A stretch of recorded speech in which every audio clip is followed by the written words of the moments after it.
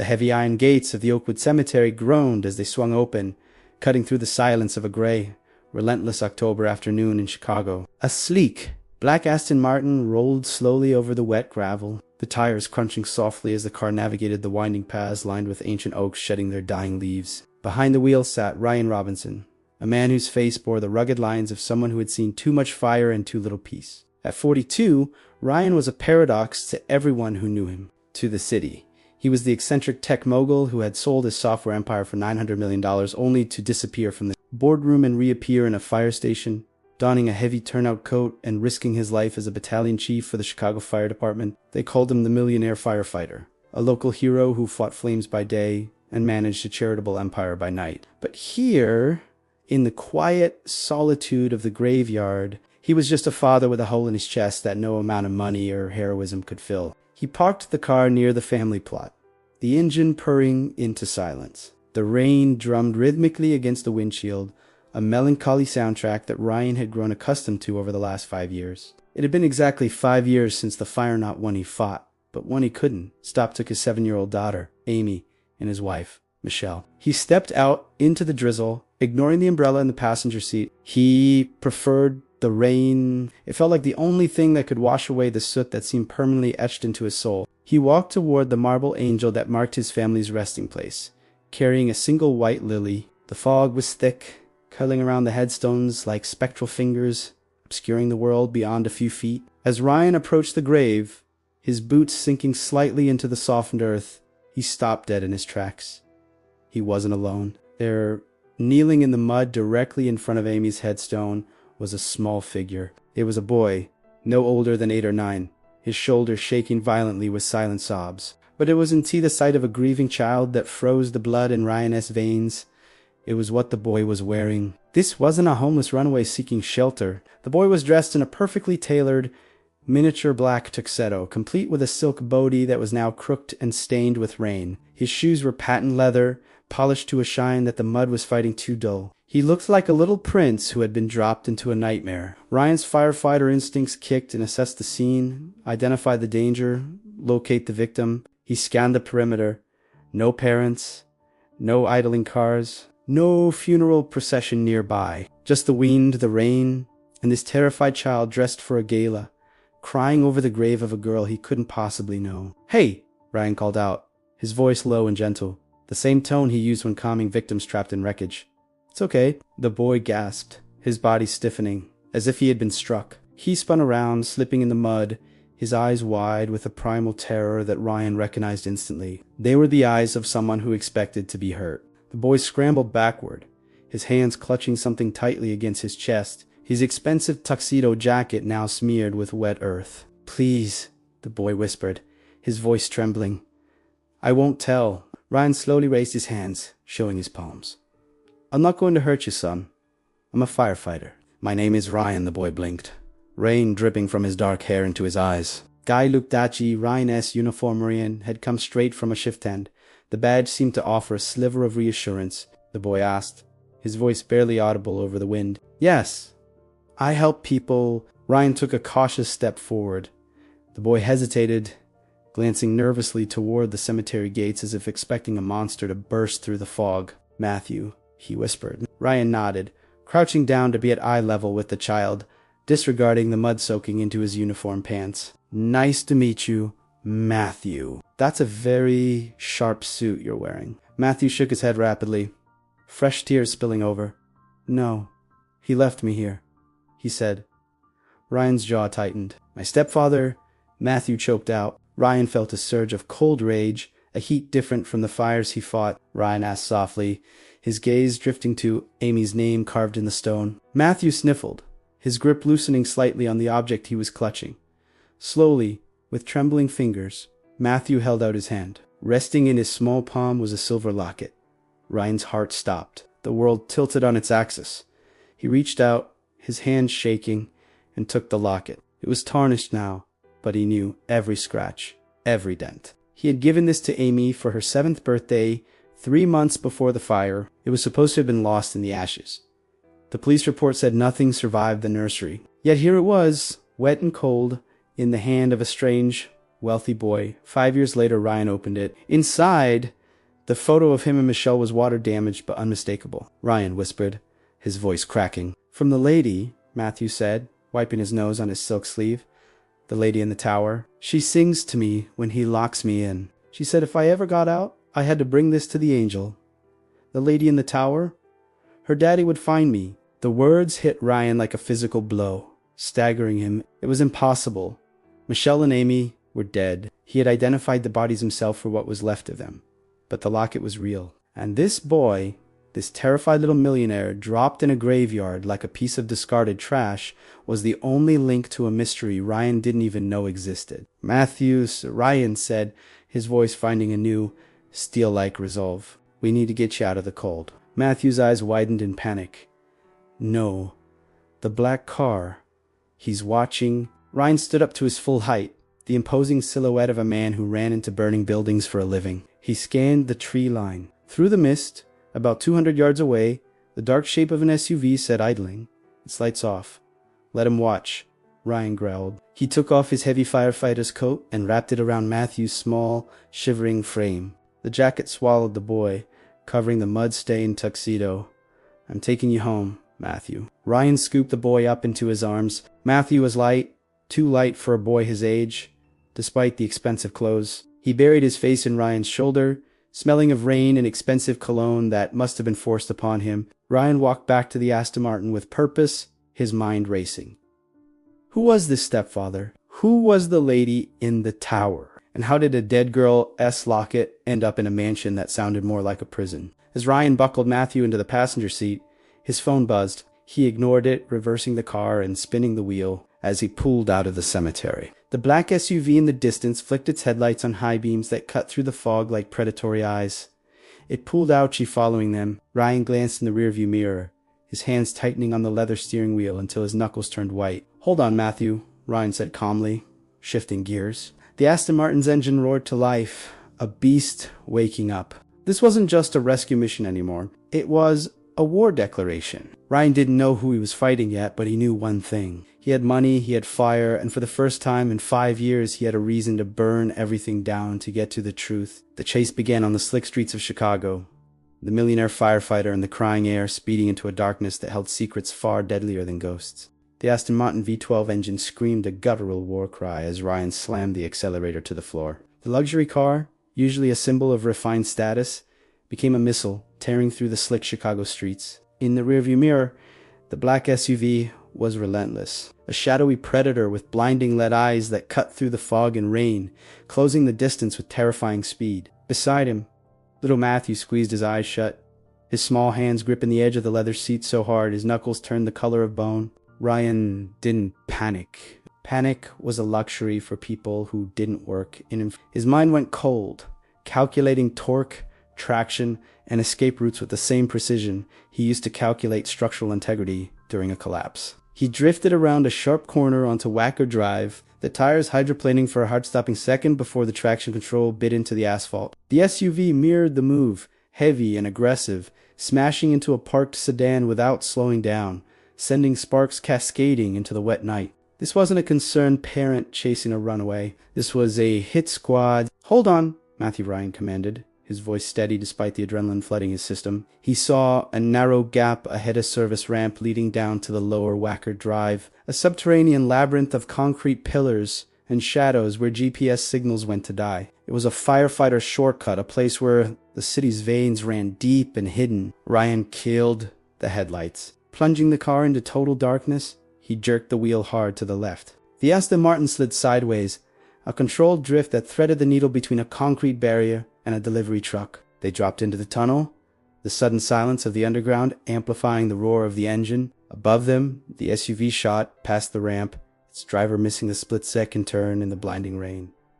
Ryan didn't slow down. He navigated the dimly lit tunnel by memory, weaving through the pillars until he emerged miles away in a desolate industrial district near the river, far from the prying eyes of the city cameras. He drove for another 20 minutes, taking a convoluted route to ensure they weren't followed, before pulling into an abandoned brick warehouse on the edge of the Navy Pier. This wasn't just a warehouse, it was Station Zero, Ryan's private sanctuary. He had bought the old firehouse years ago and converted it into a fortress-reinforced steel doors, independent power grid, and a medical bay. It was the place he went when the memories of the fire became too loud to bear. The heavy bay doors rolled up with a mechanical hum, and he drove the car inside, the sudden quiet of the garage feeling heavy and suffocating. As the engine clicked off, the only sound was Matthew's ragged breathing. Ryan turned to the boy, who was still trembling under the oversized firefighter coat. "We're safe here, Matthew," Ryan said softly, unbuckling the boy's seatbelt. They moved to the living quarters upstairs, a renovated loft that smelled of old wood and coffee. Ryan sat Matthew down on a leather sofa and grabbed a thick wool blanket, swapping it for the damp coat. He went to the kitchenette and quickly heated up a mug of cocoa. His hands moving automatically while his mind replayed the impossible events of the last hour, he handed the mug to the boy, who took it with both hands, the warmth seeming to shock him back to reality. Matthew took a small sip, the chocolate leaving a smudge on his upper lip, making him look heartbreakingly young and normal for a second, but the tuxedo, the mud, and the terror in his eyes were a stark reminder that nothing about this was normal. Ryan pulled a chair close and sat down. Leaning forward, his elbows on his knees, he pulled the silver locket from his pocket and placed it on the coffee table between them. It lay there like a grenade waiting to explode. "Matthew," Ryan started, his voice rough with suppressed emotion. "I need you to tell me the truth. Every single detail.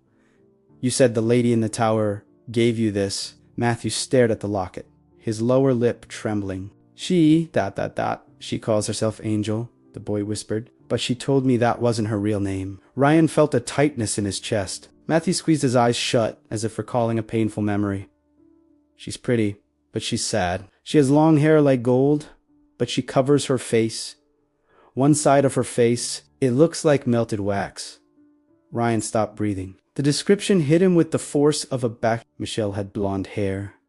And the fire. The fire that destroyed their home had started in the living room, trapping them. Ryan had tried to reach them, but the roof collapsed. He had been told there were no survivors, that the bodies were identified by dental records. But burn victims, identification could be faked if someone had enough money and enough darkness in their heart. Ryan asked, his voice dropping to a dangerous growl. The boy flinched at the question. "Mr. Davis." The name landed in the room with a thud. Richard Davis was a titan of the pharmaceutical industry, a billionaire philanthropist who owned half the hospitals in Chicago. He was also a man Ryan had shaken hands with at Charity Galiza, a man with ice-cold hands and a smile that never reached his eyes. Ryan asked, his mind racing to connect the dots. Matthew looked down at his patent leather shoes. "Because of the blood," the boy said simply, as if it were a fact of life. "He uses her blood to make the medicine. He says she's special, that she survived the great burning and now she heals people. But she doesn't heal." Ryan felt sick. A cold, oily nausea churned in his gut. It sounded like Madnisa billionaire harvesting blood from a burn survivor. But Ryan knew the world of the old. He knew that, with enough money, morality became a suggestion rather than a rule. If Michelle had survived, if her body had reacted to the trauma in some way that Davis found valuable, Ryan asked, gently. Matthew looked up, his eyes hard with a maturity far beyond his years. "Because I'm next." "My mom? She married Mr. Davis a year ago. Then she got sick, really sick." Tears welled up in Matthew's eyes again. "After the funeral, Mr. Butt, I heard him on the phone. He said since my mom was gone, no one would miss me." The boy took a shuddering breath. "The lady Angel she heard him too. She picked the lock on my room. She gave me the locket and told me to run to the grave with the angel statue. She said, 'Give this to the man who brings white lilies.'" Ryan stared at the boy, tears blurring his own vision. Michelle. It had to be Michelle. She had been watching him. All these years, while he visited an empty grave, she had been alive, imprisoned in a penthouse tower, tortured for some twisted science, waiting for the right moment to save a child. She sent Matthew to him because she knew Ryan wouldn't just call the police. She knew Ryan would tear the world apart to save a child, because he failed to save her. "She's alive," Ryan whispered, the realization settling into his bones like lead. High stood up, pacing the room, the energy radiating off him, terrifying in its intensity. He wasn't the broken father anymore. He wasn't the retired tech mogul. He was the battalion chief. He was the man who ran toward the screams. "Matthew," Ryan said, stopping in front of the boy. "Do you know where they keep her?" Matthew nodded. the penthouse. The Davis Tower. The Davis Tower was the tallest building in Chicago, a glass needle piercing the sky, a fortress in the clouds, highly secure, impenetrable. Suddenly, a loud metallic clang echoed from the garage downstairs. Then another. Someone was hammering on the reinforced steel doors. Ryan froze. He checked the security monitors mounted on the wall. 4 black SUVs were swarming the perimeter of the warehouse. Men in tactical gear were setting charges on the bay doors. They had found them. Davis's reach was faster and deeper than Ryan had anticipated. The locket must have had a tracker, or the car did. It didn't matter now. Matthew, listen to me, Ryan said, grabbing a heavy duffel bag from under the sofa, his go bag filled with cash, passports, and a weapon he hoped he'd never have to use. We have to move. Now, he led the boy toward a hidden hatch in the floor that led to the old storm drains emptying into the lake. But what about Angel? Matthew cried, clutching Ryan's arm. They'll hurt her if they know I escaped. Ryan paused, looking at the security feed. The bay doors were starting to buckle under the assault. He looked at the terrified boy, then at the locket in his hand. A fire ignited in Ryan's eyes, a cold blue flame of absolute resolve. They won't get the chance, Ryan said, racking the slide of a handgun and tucking it into his waistband. We're not running away, Matthew. We're just getting a better angle. Tonight, the Davis Tower falls. He opened the hatch, the sound of the explosion upstairs rocking the floorboards. Go down the ladder. Don't look back. As they descended into the dark, damp underbelly of the city, Ryan made a silent vow to the ghost of the wife he had mourned for 5 years. He was done grieving. It was time to bring the fire to the man who stole his life. The hunter had just become the hunted, and Ryan Robinson was about to show Richard Davis that playing with fire always ended in ash. The Chicago storm, drains emptied out near the industrial waterfront, a forgotten concrete mouth gaping open to the churning Lake Michigan. Ryan pushed the heavy iron grate open, his muscles screaming in protest, and hoisted Matthew up onto the wet pavement. The city skyline loomed in the distance, dominated by the Davis Tower, a monolith of glass and steel piercing the low-hanging clouds like a needle. It looked impenetrable, a fortress designed to keep the world out and its secrets in. But Ryan knew something Richard Davis didn't. Every building, no matter how expensive or secure, had to bow to the fire code. And Ryan held the keys to the city. He didn't drive to the police station. Davis owned a police commissioner. He didn't call the FBI. Red tape would take too long, and Michelle didn't have time. Instead, he hailed a cab, masking his face and Matthew's with the high collars of their coats, and directed the driver to a small, nondescript garage in the South Loop.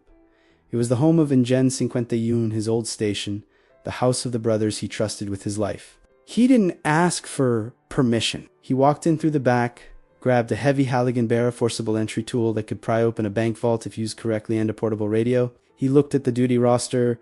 Captain Johnson was on shift. Johnson was a good man, a man who didn't ask questions when Ryan showed up with a terrified child and a look of murder in his eyes. Watch the boy, Ryan told Johnson, pressing a burner phone into the captain's hand. If I'm not back in an hour, or if the news starts talking about a fire at the tower, you release the files on this drive to the press.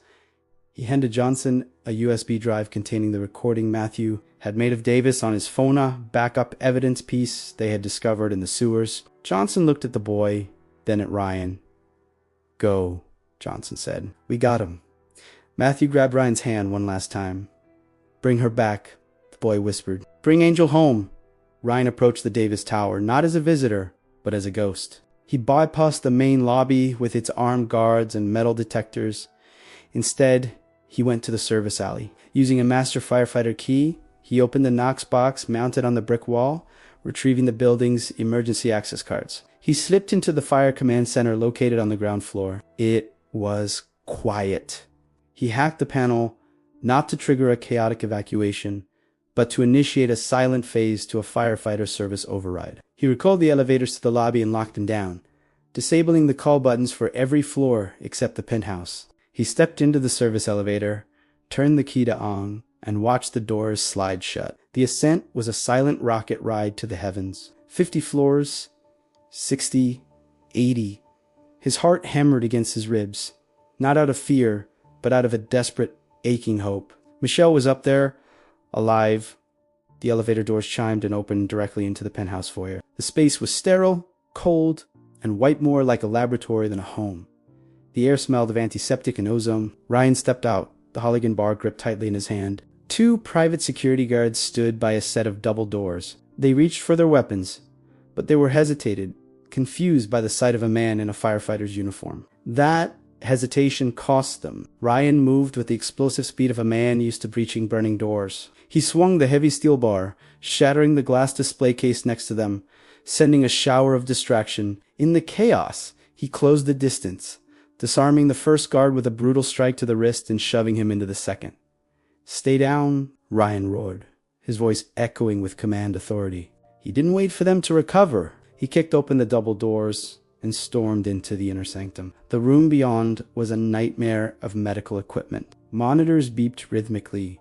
4 stands stood like metal sentinels. And there, in the center of the room, sat a glass-walled isolation chamber. Inside, sitting on a pristine white bed, was a woman. Her back was to the door, her long blonde hair cascading down like a golden waterfall, just as Matthew had described. Standing over her was Richard Davis, holding a syringe, looking annoyed at the interruption. He turned, and his arrogance faltered for a fraction of a second when he saw Ryan. "You Davis," sneered, keeping the syringe poised near the woman's arm. "The firefighter. I saw your car on the cameras. You're persistent, I'll give you that. But you're trespassing on private property." Ryan didn't hear him. He was looking at the woman. "Michelle," he choked out. The woman in the glass cage froze. Slowly, terrifically, slowly, she turned around. Ryan's breath hitched. The left side of her face was untouched, as beautiful as the day he married her. The right side was a map of shiny scarred tissue that pulled at her lip and the melted wax Matthew had spoken of. It was the mark of the fire that had supposedly killed her. Michelle looked at him with her one good eye, filling with tears, while the other remained fixed in a permanent, scarred squint. She raised a trembling hand to cover her face. "Don't look," she rasped, her voice damaged by smoke. "Ryan, please, don't look at me." The shame in her voice broke him more than her death ever had. Davis laughed. A cruel, dry sound. "She's right, Ryan. She's a monster to the world. But to me, she's a goldmine. Her tissue regenerates at 4 times the normal rate, a side effect of the experimental treatment I gave her after I pulled her from the wreckage. I saved her when you failed." "You didn't save her," Ryan said, his voice deadly calm as he stepped closer to the glass. "You stole her. You let me bury an empty casket. You let me mourn for 5 years while you treated her like a lab rat." Davis shrugged, positioning himself behind Michelle, using her as a shield. "I needed the data, and now that I have the boy, or I'll soon have a complete genetic set, the boy has the same markers. Why do you think I married his mother?" Ryan tightened his grip on the Halligan bar. "You're never touching Matthew again." Davis sneered. "And who's going to stop me?" "You. You're just a man with a heavy stick." Davis pressed a button on a remote in his pocket, and steel shutters began to descend over the glass cage, sealing Michelle inside. "Gas protocol," Davis said casually. "In 3 minutes, the oxygen will be purged from that chamber. I'll take my research and leave. You can watch her die ... again.